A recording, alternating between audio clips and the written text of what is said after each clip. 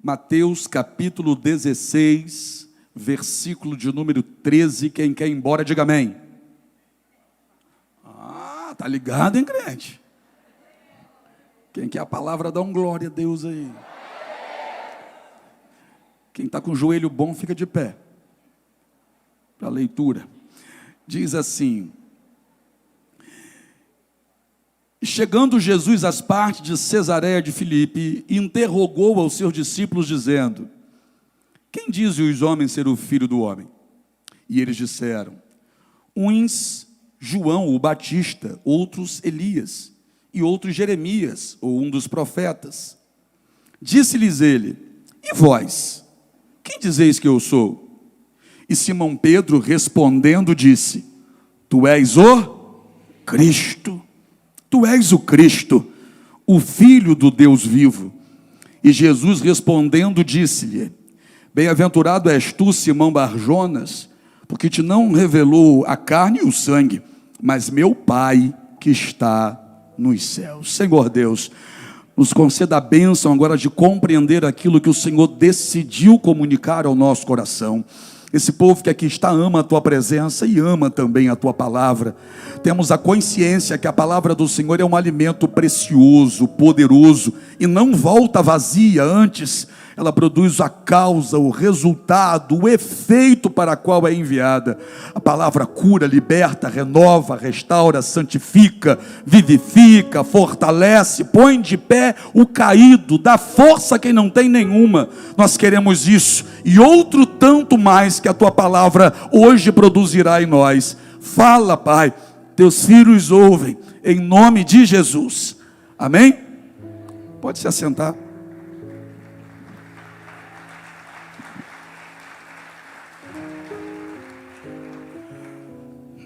Antes de Jesus fazer essa pergunta aos discípulos, Jesus vai ser, na cabeça dos fariseus, pressionados por eles. Porque para eles estão pressionando Jesus. Mas quem sabe quem é, não tem necessidade de ficar provando nada para ninguém. Os fariseus se achegam próximo a Jesus. É interessante que eles conseguem ter o acesso. Eles têm um acesso ao Senhor que está libertando, ao Senhor que está transformando vidas, ao Senhor que está curando quem precisa de cura, ao Senhor que cuida até dos detalhes, pão e peixe para quem tem fome. Um Jesus que está operando maravilhas, eles têm o acesso a esse Jesus, eles se aproximam de Jesus, mas com intenção errada. Eles se aproximam de Jesus, lá no começo do capítulo 16, tentando Jesus, os fariseus e os saduceus, olha, e dizendo: nos dê um sinal do céu, para que tu proves que tu é o Cristo, nos dê um sinal do céu. Só que tem um detalhe, isso aqui já é capítulo 16, Jesus já curou pessoas ali, Jesus já fez paralítico andar, Jesus já libertou a filha de uma cananeia, Jesus já acabou de multiplicar pães e peixes, a segunda vez já. Foi logo depois da segunda multiplicação de pães e peixes, ou seja, fez a primeira vez, fez de novo, mostrando que o poder dele não diminui, que ele continua sendo o mesmo. Aquele que fez ontem, faz hoje. Por quê? Que aquele que foi ontem, é hoje e será eternamente. Jesus está transformando vidas. Jesus curou a todos que foram levados no alto daquele monte, antes de multiplicar pães e peixes. Jesus aqui no capítulo 16, já ressuscitou pessoas. Jesus já fez maravilhas extraordinárias que eles, no tempo deles, nunca viram ninguém fazer. Só que eles mesmo assim, eles se aproximam de Jesus e dizem assim: ó, prova para a gente que tu é o Cristo, prova para nós aqui que tu é o Filho de Deus. Como é que eles estão pedindo prova depois de Jesus ter curado pessoas? E eles viram isso, porque eles ficavam por perto observando. Mas lá no passado, no Antigo Testamento, alguns profetas também foram usados para curar. Lembra de Naamã? Não era leproso? E Deus não usou a vida do profeta Eliseu para dar uma direção para Naamã. e Naamã foi curado da lepra? Pois é. Então o que eles estão dizendo para Jesus é o seguinte, ó, curar, outros também já curaram. Então, isso aí não é prova. Jesus ressuscitou aqui já. Já ressuscitou pessoas aqui. Só que eles olham para trás, e lá no Antigo Testamento, Deus também usou profetas para ressuscitar quem estava morto. O filho da viúva de Sarepta estava morto, morreu. Deus usou Elias para ressuscitar. O filho daquela mulher de Sunem também morreu. Deus usou Eliseu para ressuscitar. Então eles estão dizendo o seguinte: ressuscitar morto, outras pessoas também já ressuscitaram. Isso não é prova, não. Prova para nós que tu é o Cristo. Aí Jesus vai dizer: ó geração má e incrédula, vocês que são uma geração má e incrédula, estão me pedindo um sinal, mas nenhum outro sinal será dado a vocês, senão o sinal do profeta Jonas. Que sinal do profeta Jonas? Ficou 3 dias no ventre de uma baleia, de um peixe grande, mas ao 3º dia voltou. O que Jesus está dizendo para eles? Ressuscitar, meu pai usou pessoas no passado para ressuscitar. Não está certo. Curar pessoas, meu pai usou pessoas no passado para curar. Mas me diga, quem no passado morreu e ao 3º dia ressuscitou? Porque é esse sinal que será dado a vocês, nenhum outro sinal. Mas o tempo todo eles estão questionando a identidade de Jesus. E quem são estes? Aqueles que acompanhavam de longe com intento perverso. Aqueles que ficavam de longe com a intenção errada. Só que Jesus andava com uma turma de perto, não era? Mais chegado eram 12, mas 70 discípulos a Bíblia menciona. Dentre os 12 ainda tem 3 que são chamados para lugares de intimidade. No meio dos 3 ainda tem um que na mesa da ceia recosta no ombro dele. Aí Jesus, agora estando com esse grupo menor, que não era um grupo que ficava à margem, mas que era um grupo que andava lado a lado com ele, Jesus estando com esse grupo, Jesus lança uma pergunta: quem dizem os homens que eu sou? Porque se eles estão questionando a minha identidade, então na cabeça deles, quem sou eu? Aí os discípulos, alguns discípulos vão se pronunciar e vão dizer: olha, uns dizem que o Senhor é João o Batista, outros estão dizendo que o Senhor é Elias, e outros ainda dizem que o Senhor é Jeremias, ou um dos profetas. É interessante isso. Eu gostaria então de saber o que esses discípulos davam como resposta quando alguém dizia que Jesus era João Batista. O que os discípulos respondiam para quem falava isso?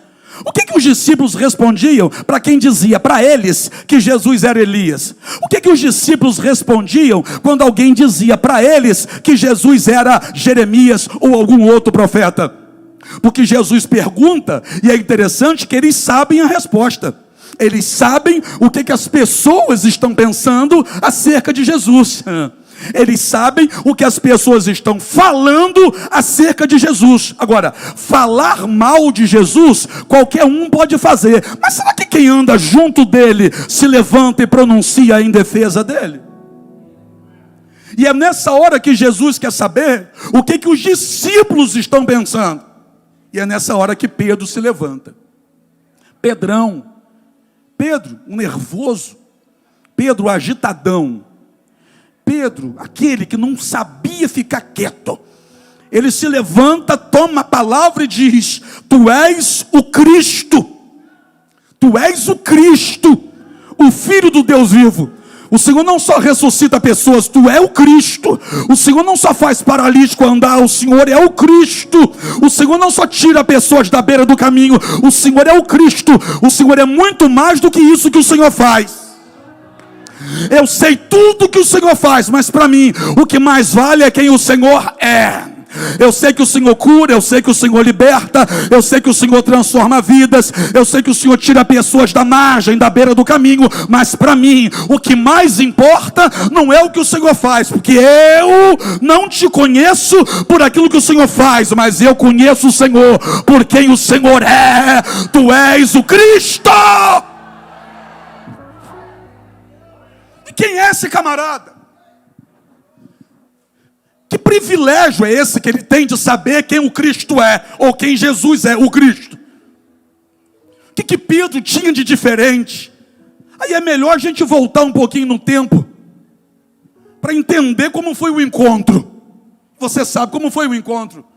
Se a gente, capítulo 5, a epígrafe do texto deve estar na sua Bíblia também, é Jesus escolhendo os discípulos, ou os primeiros discípulos. Jesus estava escolhendo. Que isso? Jesus estava escolhendo.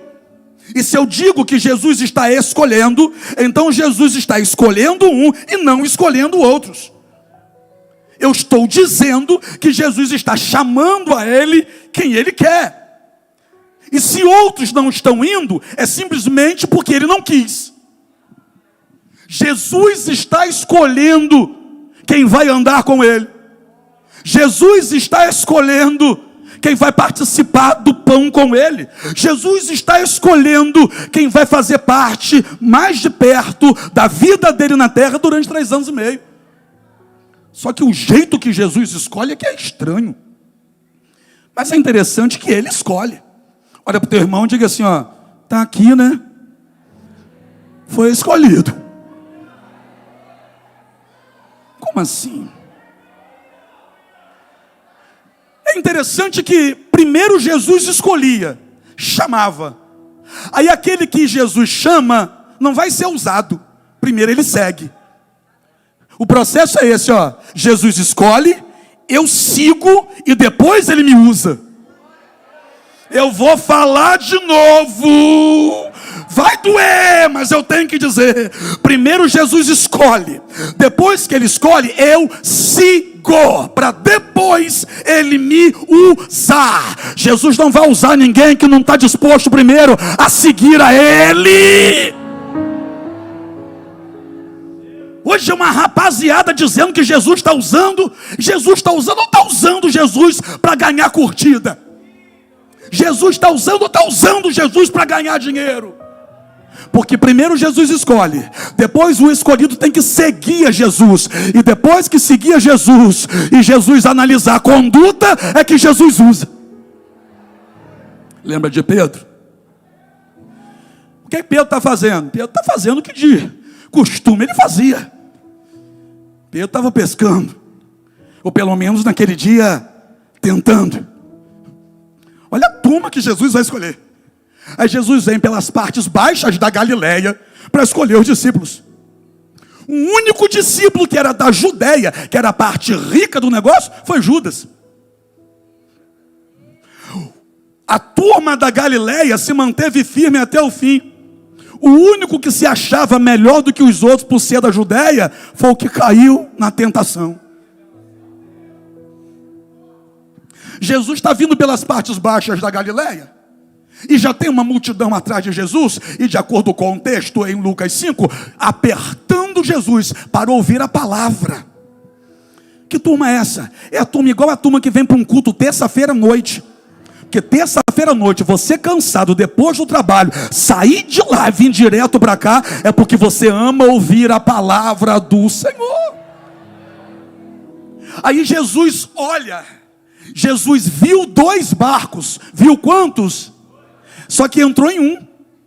Ele viu 2 e entrou em um. Lá vai Jesus de novo fazer uma separação. Porque ele vê 2 e entra em um. Entra em um barco que é o de Simão, o da revelação aqui. E Jesus olhando para Simão, Simão já havia descido do barco, estava lavando as redes, lavando a rede da sujeira, porque peixe mesmo não tinha nenhum. E Pedro não era pescador por hobby. Pedro não era pescador porque tinha uma sogra atormentada em casa e queria sair de casa, tipo assim, está estressado, vai pescar. Não. Pedro era pescador por profissão, ele dependia daquilo. E o Pedro que dependia daquilo se tornou perito naquilo que fazia. Reconhecido pelos demais como Pedro pescador, o Simão pescador. Esse Simão pescador está lavando as redes para ir embora. Depois de uma noite inteira de tentativas, sem conseguir nada. Pedro está cansado. Pedro está esgotado e frustrado. Olha quando Jesus chega na vida de alguém para escolher. A gente, se fosse para a gente escolher, a gente escolheria quem tem resultado. A gente escolheria quem estava forte e com resultado para mostrar. Não é assim que os homens escolhem? Mas olha como Jesus escolheu. Jesus escolheu no pior momento da profissão de Pedro, quando ele, como pescador profissional, não tem nenhum peixe dentro do barco para mostrar para quem está na praia aguardando os pescadores chegar. Jesus chegou no momento de fracasso. Jesus chegou no momento de frustração, onde ninguém gostaria de tirar uma selfie com Pedro. Jesus chegou e disse: eu hoje escolho você. Pergunta para o teu irmão assim: Jesus te escolheu por quê? Vai saber, né? Vai saber porque que ele escolheu você. Vai saber porque que ele me escolheu. Jesus entra no barco e pede a Pedro para afastar um pouco o barco da praia, para que dentro do barco ele ensine para a multidão. Então vamos lá. Você que já viu um barco ancorado na beira da praia. Bom, Pedro vai ter que afastar o barco. Então, se Pedro vai ter que afastar o barco da praia, Pedro tira o barco de sobre a faixa de areia que o barco está. Se o barco agora está dentro da água, então é preciso agora que tenha uma âncora segurando esse barco. Tem uma âncora segurando esse barco. Jesus está em cima do barco e do barco está pregando para a multidão. E Pedro que queria ir embora, não vai embora. Pedro vai ter que ficar. Tudo que Pedro queria era estar em casa naquele dia, dentro do quarto trancado, chorando porque não pegou nenhum peixe. Só que antes de Pedro ir embora, Jesus chegou para manter Pedro ali. Eu sei que tem gente que não queria estar aqui, mas alguma coisa que Jesus fez trouxe você para cá. Eu sei que tem gente que essa hora queria estar no churrasco, essa hora queria estar assistindo um jogo, sei lá fazendo o quê. Mas alguma coisa aconteceu na sua vida para Jesus prender você aqui hoje, para Jesus manter você aqui dentro hoje. Agora, se eu fosse você, eu dava um glória a Deus direito, porque se houve o interesse de Jesus de manter você aqui dentro, é porque alguma coisa Ele decidiu fazer na tua vida hoje. Jesus não deixou Pedro ir embora. Pedro vai ter que afastar o barco. Jesus não se utiliza só do barco. Jesus envolve Pedro nisso. Porque se Jesus só entra no barco, o barco já estando ancorado ali, sobre a areia, Pedro poderia ir embora e Jesus ficaria dentro do barco e está resolvido. Mas quando Jesus manda Pedro afastar o barco um pouquinho para dentro da água, Jesus está mantendo Pedro ali. O que Jesus está pregando, Ele quer que seja ouvido por Pedro. Jesus quer que Pedro ouça tudo aquilo que ele está dizendo. É interessante que Jesus prega e quem está perto dele é Pedro que está ouvindo. O barco está parado porque tem uma âncora segurando o barco. Depois que Jesus prega, Jesus olha para Pedro e diz para Pedro assim: agora quando? Depois de ouvir a palavra. Agora quando? Depois de escutar tudo aquilo que eu disse. Agora quando? Depois de ouvir a mensagem que eu trouxe nessa manhã, Pedro. Agora, depois do culto, depois dessa pregação, Pedro, depois dessa palavra, Pedro, agora, pega esse barco e faz esse barco chegar ao mar alto, a parte funda desse mar. Que negócio é esse? Pedro já estava preparado para ir para casa, de cabeça baixa, envergonhado, mas Jesus chegou para mostrar para Pedro: você não vai ficar envergonhado, você não vai ficar de cabeça baixa. Hoje eu entro para transformar a sua vida. Eu sei que você já conhece essa mensagem. Sei que você deve estar pensando assim: isso aí eu já sei, já sabe. Só que quando Jesus disse para Pedro: pega esse barco agora e coloca ele lá na parte funda do mar, de onde ele saiu e não conseguiu nada. O que Jesus está dizendo para ele é o seguinte: tira a âncora e pega os remos. E o que Pedro tinha feito? Guardado os remos e usado a âncora. Quando Jesus chegou, Pedro estava na fase de guardar o remo e usar a âncora. Aí Jesus chegou para dizer: tira a âncora e usa o remo. Quem guarda o remo e usa a âncora, está dizendo, para mim já deu. Quem tira a âncora e usa os remos, está dizendo, eu vou tentar de novo. Coloca esse barco na parte funda. Pedro tira a âncora. Tira o quê? O que é maior, o barco ou a âncora? O quê? O barco é maior. Mas mesmo a âncora sendo menor, tem o poder de manter o barco parado. O que é isso? A sua vida, hoje, compare com esse barco aqui nesse momento. Que a sua vida, sendo esse barco, pode ser que tenha alguma âncora impedindo você de ir chegar aonde Jesus quer te honrar. Talvez seja uma mágoa a sua âncora. Talvez seja um medo a sua âncora. Talvez seja uma dor a sua âncora. Talvez essa âncora seja a decepção que você teve no seu último relacionamento. Talvez essa âncora seja a ingratidão de alguém na sua direção. Eu não sei qual é a âncora que está deixando o barco da sua vida parado, mas Jesus hoje chegou para dizer: hoje você recolhe essa âncora, hoje você toma esse remo de volta, porque onde você perdeu, você vai ganhar.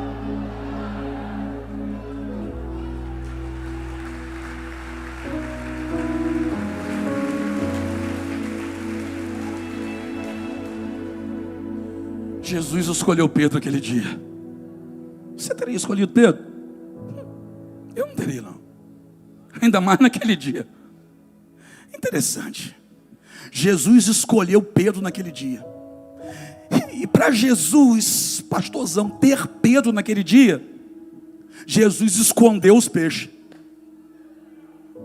Jesus escondeu os peixes para pescar o pescador. Você está entendendo? Jesus primeiro esconde os peixes para pegar o pescador. O que é isso? Eu estou dizendo que o que Pedro conseguia fazer muito bem todos os dias, aquele dia não deu certo. Eu estou falando naquilo que Pedro era bom, naquele dia ele não teve resultado. Agora seja sincero, se tivesse dado tudo certo para você lá, você estaria aqui? Sabe quando aquelas coisas começaram a dar errado e você olhou e falou: meu Deus, por que está tudo dando errado aqui? O que está acontecendo? Eu sempre fui bom nisso aqui, eu sempre consegui tirar isso aqui de letra, de repente eu não estou conseguindo. O que é isso? É Jesus escondendo o peixe para pescar o pescador. É Jesus tirando o peixe da reta para pegar você. Teve que dar errado. Desculpa, mas eu vou ter que dizer isso. Teve que dar errado. Aquela porta teve que fechar. Aquele emprego teve que acabar. Aquele dinheiro, aquela fonte teve que secar. Aquele relacionamento teve que estremecer. Aquele problema teve que se manifestar. Alguma coisa que você dominava, de repente perdeu o controle. Você perdeu o controle para ele chegar e assumir o controle.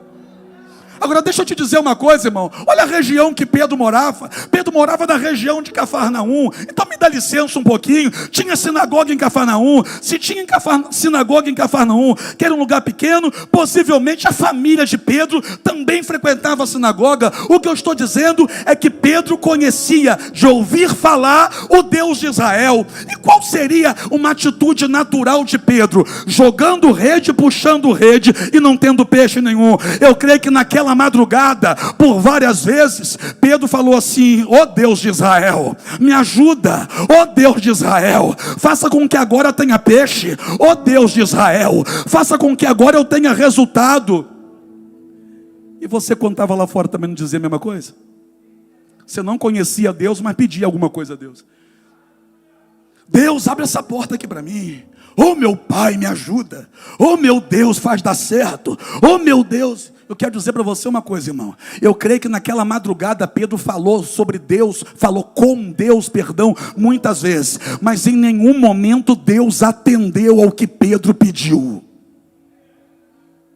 Tem hora na nossa vida que é assim também. Aí é quando você pensa assim: ele não ouve mais. Ele não fala mais, ele não ouve mais, ele não faz mais. É quando você começa até duvidar da existência dele. É quando você começa a dizer: se Deus existisse mesmo, ele não deixaria eu passar por isso. Se Deus existe mesmo, Por que tudo está dando errado para mim? Se Deus existe mesmo, por que eu vou ter que voltar para a praia com esse barco vazio? Como é que eu vou encarar minha família em casa e dizer que meu emprego acabou? Como é que eu vou encarar meus filhos em casa e dizer que hoje o pai não tem a cesta básica para levar? Como é que eu vou encarar as pessoas que estão me aguardando lá e dizer que eu não consegui? Se Deus existisse, eu não estaria passando por isso. Tem hora que Deus fica em silêncio. Tem hora que por mais que você grite, chore, esperneie, Ele não vai fazer o que você está pedindo. Pelo menos não na hora que você está pedindo. Eu creio que naquela madrugada Pedro pediu pelo menos um peixe naquela rede. E ele não teve naquela madrugada nenhum peixe naquela rede. Mas quando a manhã chegou, eu vou dizer de novo, quando a manhã chegou, quando Pedro já estava lavando a rede pensando, não teve jeito. Quando você olha para a situação e diz, não tem mais jeito.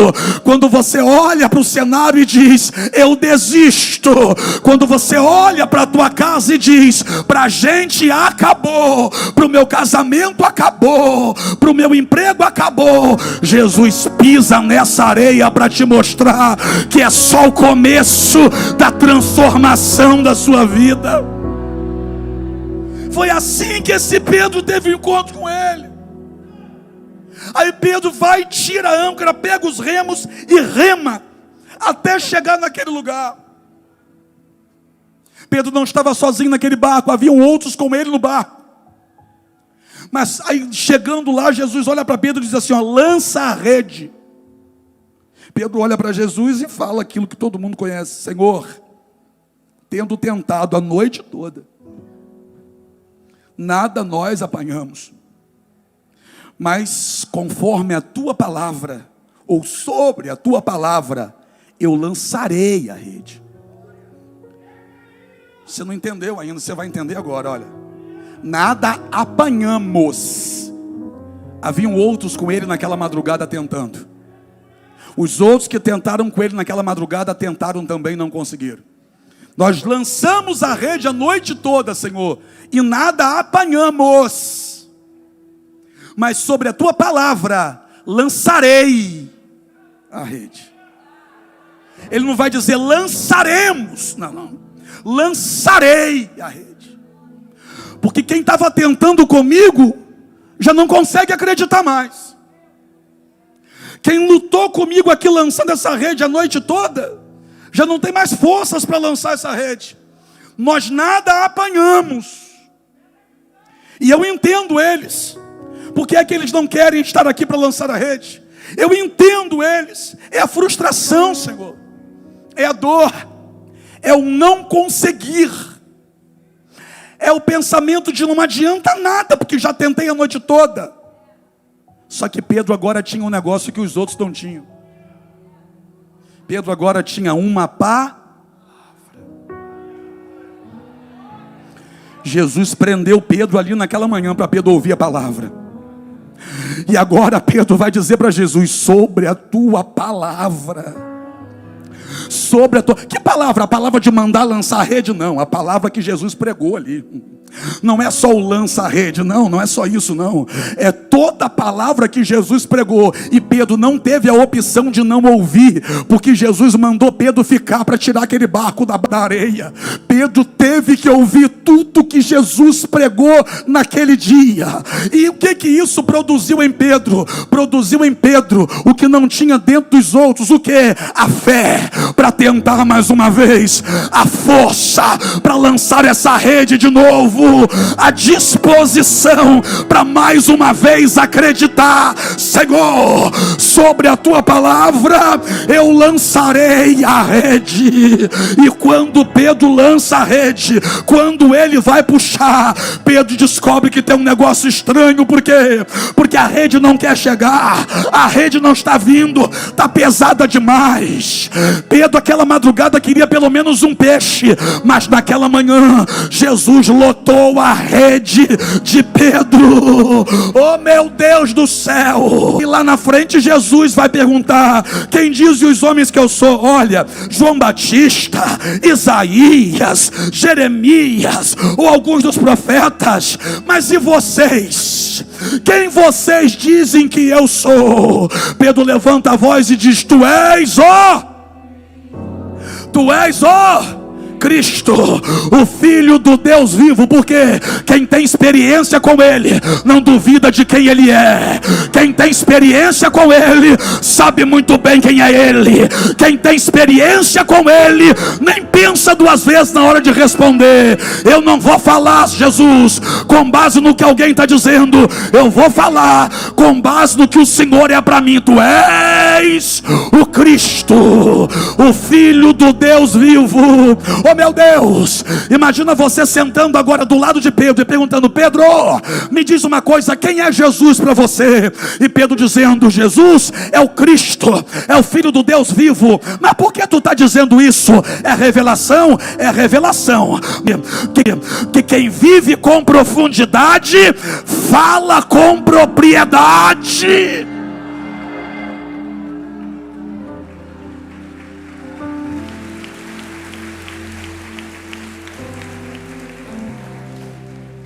Imagina Pedro dizendo: teve um dia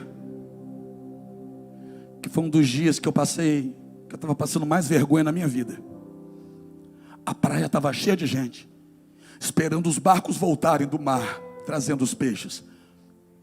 Só que quando eu parei aquele barco na areia, o olhar de todos na direção do barco, esperando ver o tamanho dos peixes que eu ia tirar de dentro do barco, virou olhar de frustração, ao olharem para mim e ver que eu não consegui nada.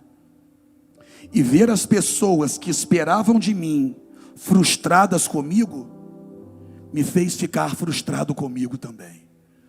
Eu desci do barco, estava lavando as redes, eu já ia embora, sem saber nem o que eu ia dizer em casa, envergonhado, cabeça baixa. Aquilo nunca tinha me acontecido. Eu sempre dei muito certo pescando. Mas quando eu estava prestes a ir embora, ele chegou, subiu no meu barco, olhou para mim e diz: afasta o barco da areia.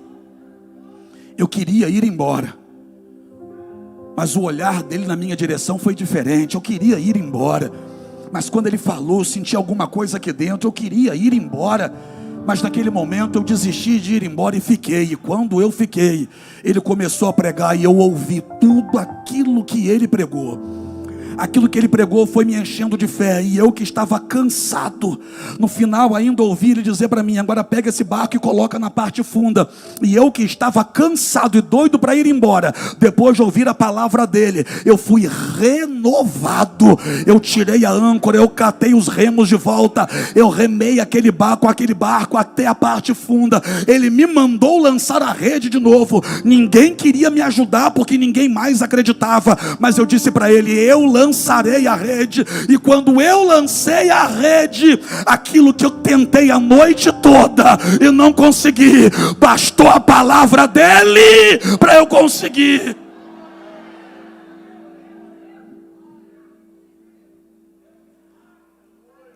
Apóstolo, culto e ignição.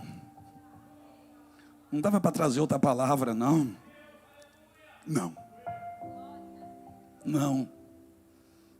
Não, porque tem gente aqui que está achando que não tem mais jeito. Tem gente aqui que já estava a ponto de desistir. Tem gente aqui que não estava nem lavando a rede, mas já tinha jogado a rede fora. E pensando assim: acabou para mim, não tem mais jeito para mim. Olha o que Jesus fez. Decidiu chegar aqui e dizer para você que Ele escolheu você. Me ajuda a pregar, estou terminando. O pessoal já pode vir chegando para cá. Jesus escolheu você. Por que razão, não sei. Mas apóstolo, eu não tenho nada em mim para justificar essa escolha. Eu também não. Mas eu não sou o melhor da minha família, eu sou o pior lá. Ele te escolheu. Mas eu não tenho nada para oferecer. Você tem você a oferecer. Mas todo mundo olha para mim de um jeito como se eu fosse um nada. É isso que me chama a atenção em Jesus. Ele consegue ver em nós o que nem a gente consegue ver, que dirá as pessoas à nossa volta. Fica de pé para eu terminar com você de pé.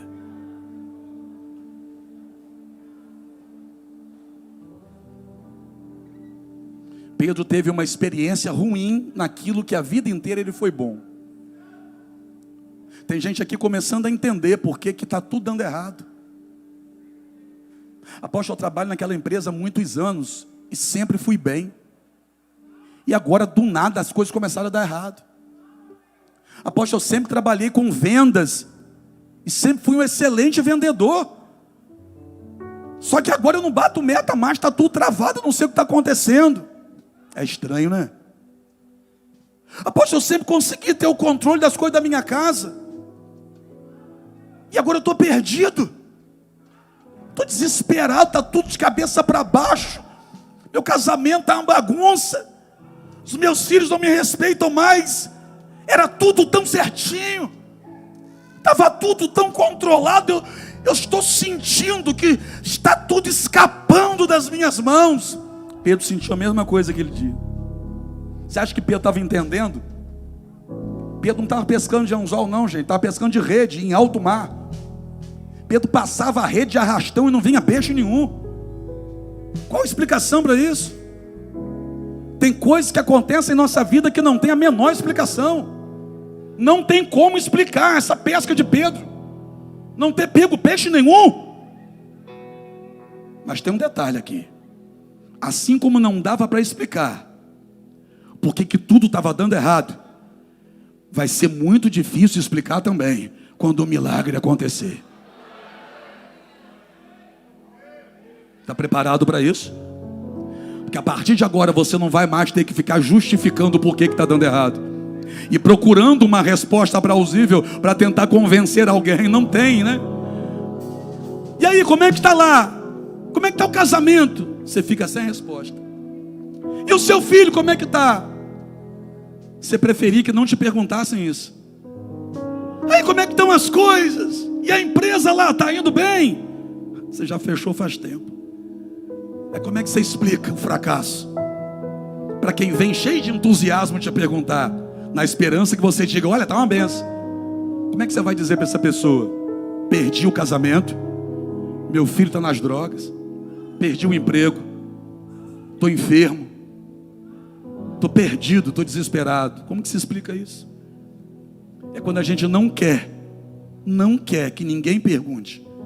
Eu creio que Pedro estava lavando a rede de cabeça baixa, só para não dar explicação a ninguém, só para não ter que justificar. E cadê os peixes? Cadê? Pegou nada hoje? Aquela pergunta seria como um tapa na face dele. Só que Jesus chegou naquela manhã para mudar a situação. Feche seus olhos aí.